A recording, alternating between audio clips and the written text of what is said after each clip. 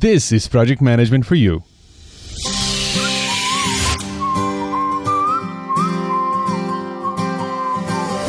Are you a solopreneur, individual, or small business owner who struggles with ideas and lacks converting those ideas into reality? Do you underpromise, afraid you won't deliver? Learn the least you need to know to start your path of turning ideas into reality and delivering on your promises. Each episode is designed to help you get things done. Welcome to Project Management for You with Cesar Abade. Well, hello everyone, and welcome to the fourth episode of the Project Management for You podcast series. I am Cesar Abade, your host, and it is great to have you here. If you are a seasoned project manager, consider this show Project Management Evangelism, bringing project management to everyone. If you are new to project management, well, if you are interested in getting things done and turning ideas into reality and delivering on your promises, this is project management, and this is how the successful companies out there and corporations and the business world, that's how they do it. So on this show, I bring you my conversations with the best project managers I know as we try to break down and explain project management to you so you too can start turning your ideas into reality, delivering on your promises, and getting things done. Now, at the same time that this series is going on, I'm running a Kickstarter campaign, which is a crowdfunding platform to help me with the funding of my self-published book. So if you go to projectmanagementforyou.com, you can check out the campaign and then maybe consider backing it or sharing it with your friends in your community. This campaign is going to run for most of the month of October 2014. And in fact, it officially ends on November 1st, 2014. So if you're listening during that time, I'd really appreciate your support. So visit projectmanagementforyou.com for more details. And today, I bring you my friend from Australia, Tony Adams, and we'll try to break down project management and explain it to you. Tony Adams is a freelance project leadership consultant, writer, and speaker based in Melbourne, Australia. Tony has been a project management professional for 18 years and has worked with large corporations across Australia, Fiji, Jordan, and America Samoa. His blog, TonyAdamsPM.com, focuses on the importance of communication in project management, the value that we can get from forming dynamic, authentic relationships with our teams and stakeholders. Tony is also a social media expert, and he's one of the most active members of the Project Management for the Masses Google Plus community. And I'm happy to have Tony on the line with me today from his office in Melbourne, Australia. Today's special guest and project manager extraordinaire is up next. Good evening, Tony, or should I say good morning? Hi, Cesar. We often come up against this. Good morning to you. I know it's not even funny anymore. These jokes, oh, you're talking to me from the future. Yeah. Oh, enjoy last evening. It was a lot of fun. No, tell me the lottery numbers, all those things. Yeah. But when doing the podcast, it's almost like time traveling because the listener right now, they're listening to us talking in the past. So in a way, I am speaking into the future, and you too. Are, because you're producing one of those mediums that people can listen to days or weeks or months or hopefully years into the future. Yep, you never know. He's just going to sit on the internet forever. and being transmitted into the ether, maybe some alien will pick this up one day and learn something about project management. Build that spaceship and come visit us. It's about time. Oh, help me. Very good, Tony. Tony, you are a friend of mine, and also you are a fantastic project manager. You have a lot to share. You have a great blog. You write some very insightful articles on this topic. So I thought it'd be a perfect guest to have on this series. So thank you for making the time.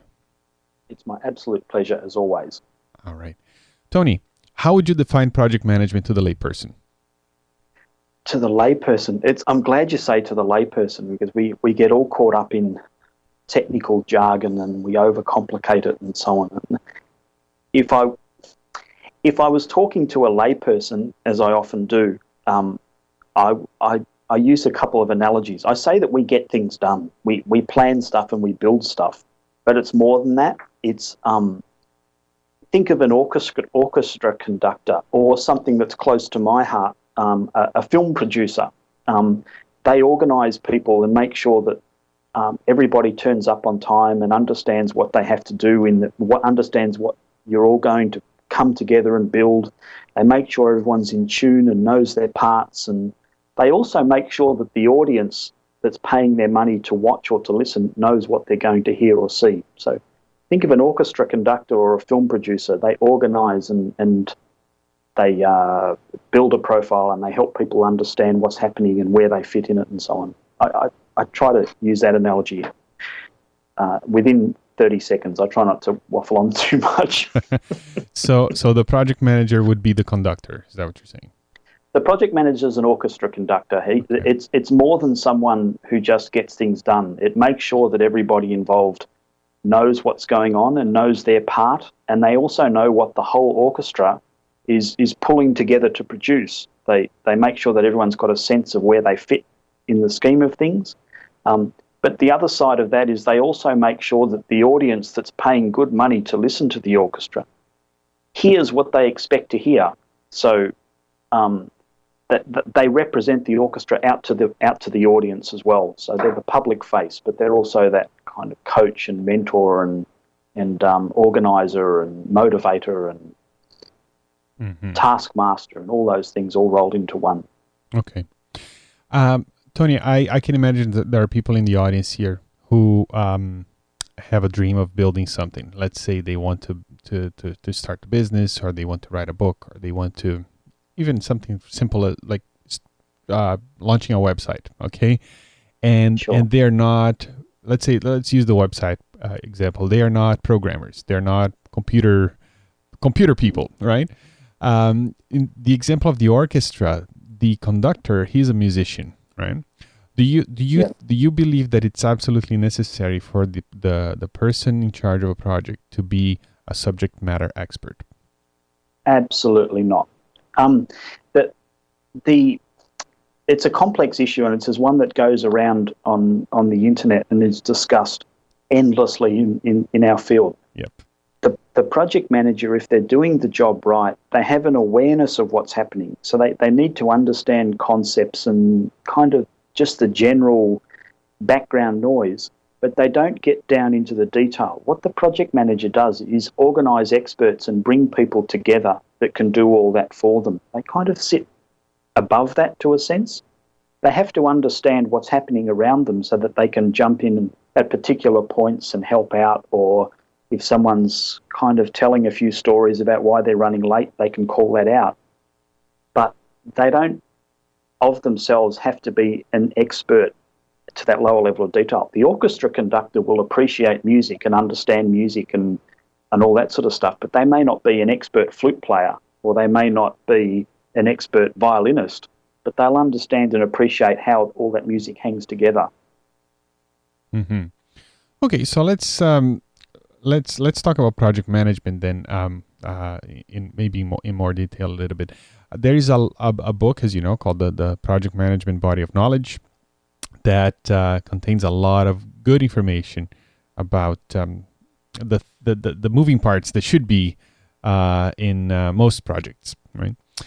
Now, if you pick up that book, if the listener right now picks up that book, it'll be very boring to read. It's not going to make much sense, and it's not going to speak to them. I mean, I'm a project manager, and that book is really dry, even to me, and I'm sure to you as well, right? Absolutely. So but it's a fabulous book. It is a good book. It's like the dictionary. I mean, it's a fabulous book, and you need it, but to read it from cover to cover is just it's very dry. Yeah. So, in your opinion, let's say somebody wants to learn more about project management. What is the least people need to know about project management to start on that path of getting things done, or of conducting that orchestra? Oh gosh, to get things done is a really important point that you've made. That for someone to get started, they have to realise that they want to get something done. You don't just become a project manager because it's an exciting career path, I think it's a fabulous career, but That's not why you would start it. You don't become a project manager because you want to do things.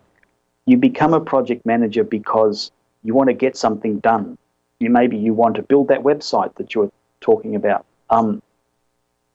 The minimum that you have to know is you have to know where you are today and where you want to get to at the end. So you have to say, I understand I want a website to do something, and there's a reason why I want a website, and I need it at a certain point in time, in 1 month or 6 months or whatever it may be. That's the starting point. The starting point is not this is my chosen career path and I'm going to learn about work breakdown structures and project management plans and risk management. No, step away from that. The starting point is here I am today and I actually want to get something done. And it can be as simple or as complex as you like, but that's the first step. Because once you understand that you want to get something done at a point in time, then you start to map out how you're going to get there. But you can't have the journey without the destination in mind. Okay. So I hope that makes sense. Yeah, it does. So the first thing then would be to have a good picture of what it is that you want to get done. To me, that's fundamental. You've got to understand where you're headed so that then you can work out how you're going to get there and who you're going to need to help you get there and so on. Mm-hmm. If you don't have that end goal, and this is a Tony and Caesar life lesson, if you don't have that end goal in mind, the journey lacks focus and you risk wandering off in the wrong direction. If you've got that end goal, then you always got something that you can kind of pull back and focus on. Mm-hmm. Tony, I also believe that project management is about taking an idea and turning it into reality. Do you agree with that? Oh, absolutely. Project management is not about building a computer program or, dare I say it, constructing a building. It's about taking the idea and turning that into reality. Something you once said on your podcast, Caesar, and I can't remember where I heard you say it, but you said it's people don't remember the building. They want to hear your story and what you feel about the building and so on.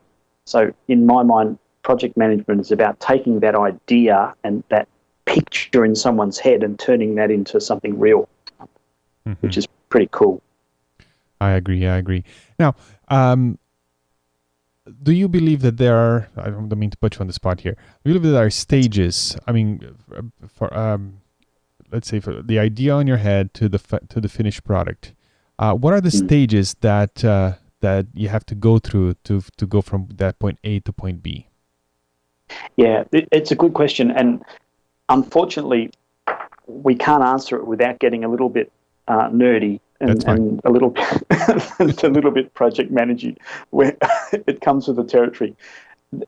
Once we work out where we want to get to, that end goal, we have to start to map out the steps we're going to take to get there.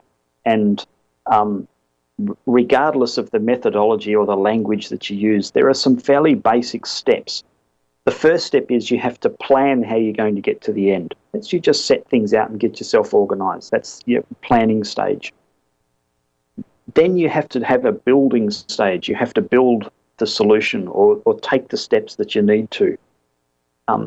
Then there's going to be almost like a delivery or a closeout or a closure stage where you get to the end goal and you turn that solution on. So maybe you launch the website or you listen to the orchestra or whatever. And then there's a lessons learned or a managed type review feedback type step at the end, where you sit back and think about what worked and what didn't, and can you improve? Do you need to change something, and so on. So if I stood at the start, I would say, in general terms, the 4 steps would be plan it out, build it, deliver it, and then review it.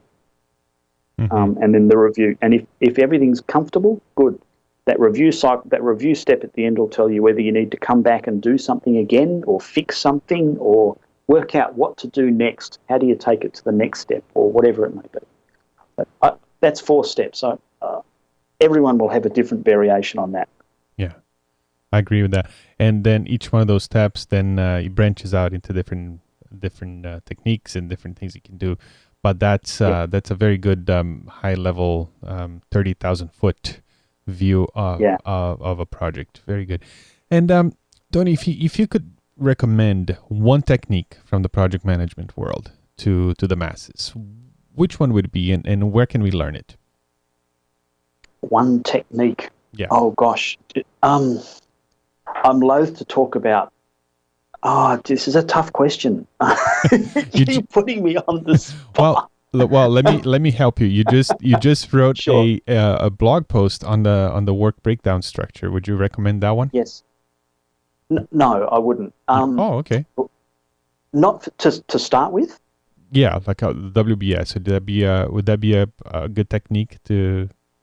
To start from. Yeah, I understand what you're saying. Oh, no one is everyone listening to this? No, just you and I and millions of people.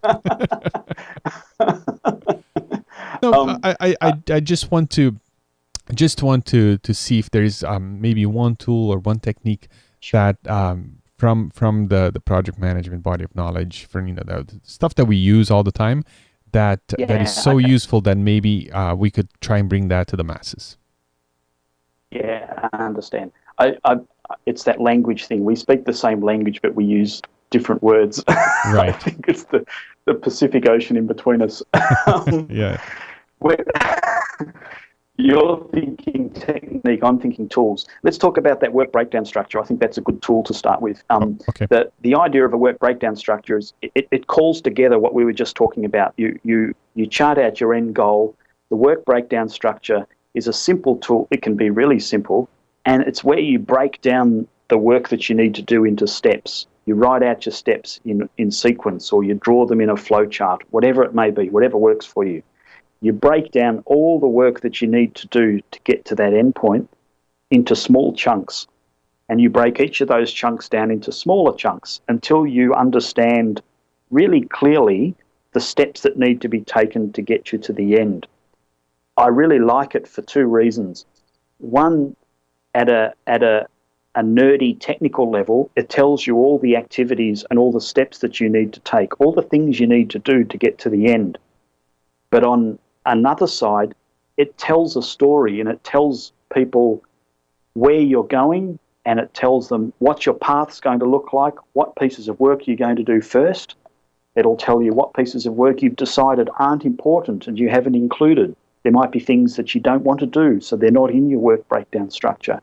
It's a really good tool because it'll set out all the work that you want to do, but it's also going to help you tell the story about where you're going and get people excited. And when you start bringing people into your team to help you get to the end, you're going to need them to understand what you're doing and what your priorities are and what path you're going to take. And the work breakdown structure is a really neat, simple, visual way of doing that.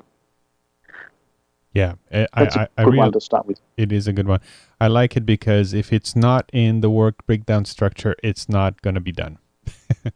Absolutely, yeah. Because if you've only got a certain amount of time and a certain amount of money available to you, you want to make sure that you're using all that time and money properly. And so the work breakdown structure will tell you all the work that you're going to do. And if it's not in there, you're not going to do it. Mm-hmm. But then also it tells your audience or the people that you're talking to what's important to you, what work are you planning to do and what work are you planning not to do. And it'll help them understand how you're thinking and how you're planning and so on. Mm-hmm. Very good. Do you know of a resource or some sort of training or a book that you can recommend for people who want to learn more about the work breakdown structure? Or if you can't think of one off the top of your head, you can send it to me later and I'll add it to the show notes. But if you do know, then please share. Look, the project management body of knowledge touches on it and actually has a couple of simple diagrams. And I mentioned that it doesn't matter what form your work breakdown structure takes, but the PMBOK guide has a couple of very simple examples of types of work breakdown structures. And I think that's if we want to set good habits and give good grounding and simple concepts, I think that's probably as good a place as any to start. Very good. Yeah. There are thousands of blog posts and web articles and so on, but for an authoritative view and a couple of simple diagrams, I'd start with that project management body of knowledge. Very good. Very good.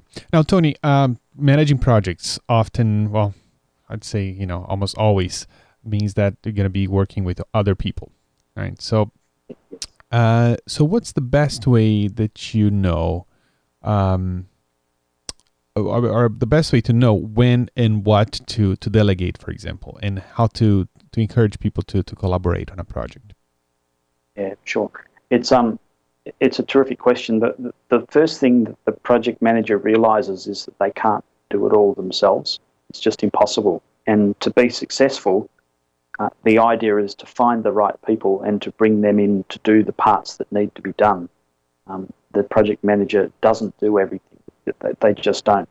The easiest way to get people together to understand that and to collaborate and to pick up their pieces is the project manager has to have a very clear picture of what they want to do, and they have to have a very clear picture about the sort of expertise they need to do. And this is where that work breakdown structure is important. They need to understand who's going to do each of those chunks of work. If you have that drawn out in something very simple and visual, and it's very clear about the type of expertise you need at each point in your journey, then to me, the most effective way to do that is you sit down over a cup of coffee with someone, or you sit on the end of a phone call as we're doing, and you talk about it. And you put the piece of paper down in front of you and you talk about it and you draw on it and you help people see the thinking and the story that sits behind it. And then they can see the part that they need to get involved with. They're going to get excited because they're going to see what that little part helps to produce, the end result. And I don't think it needs to be any more technical than that. Draw a picture, make it clear what people can do as part of that picture, and sit down and explain it to them. Mm-hmm. Very good. Yeah, that's why I think the work breakdown structure is fundamental, because it shows all we call the work packages, right? The small little deliverables that we're going to have to do, and then it becomes clear. Okay, well, this is something obviously I can't do. I need to outsource this one, and then exactly. And then you go through them one by one, and then you look at your team and say, okay, well, this person is a good fit to do this one, so let's assign it to that person. Yep, and then you show that person the picture, and then they'll see that there's a piece of meaningful work that Caesar needs me to do here, and I don't mind, because when I look at the picture, I can see that it's important. I can see that other people are relying on it, and when we get to the end, look at the cool thing we're going to produce that I'm a part of. My work's important here because it's part of the greater good. Yeah, to get people emotionally connected like that is really useful. Mm-hmm. So and they might see something that's missing, and give you feedback right there. Yeah, you want experts on your team. You want subject matter experts that know detail that you don't. And so to get the best out of them, you want to encourage them to, if they see something that you don't see, put it on the table, share it. You don't assume as the project manager you know everything. In fact, I would assume as the project manager that you know enough but not everything, and ask for people to educate you and ask for people to share their expertise.